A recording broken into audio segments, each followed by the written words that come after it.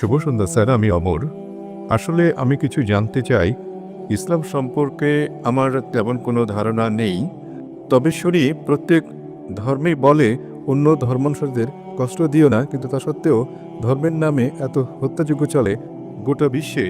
এই বিভিন্ন ধর্মের পার্থক্য কিভাবে আমরা প্রতিহত করতে পারি? আমি বলেছি যে প্রায় আমার মতে যত দাঙ্গা ফ্যাসাদ হয় তার দায় রাজনীতিবিদদের নিজেদের ব্যক্তিগত স্বার্থের জন্য ধর্মের নামে দাঙ্গা ফ্যাসাদ করিয়ে যাচ্ছে।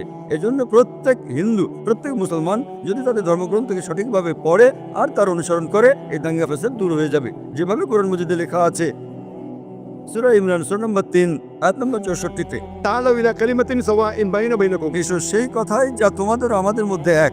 লোকদের মাঝে এ বিষয়ে ভুল ধারণা কেন? ভাই সাহেব জিজ্ঞেস করলেন এ কারণে কেন ভুল ধারণা? একদম ঠিক।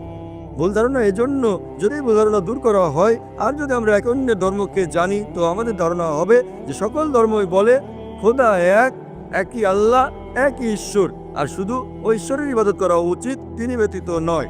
ইনশাল্লাহ ইনশাল্লাহ ভ্রাতৃত্ব বাড়বে আর একে অন্যকে বুঝতে পারবেন, আর এই দাঙ্গা ফেসাদ একেবারেই দূর হয়ে যাবে।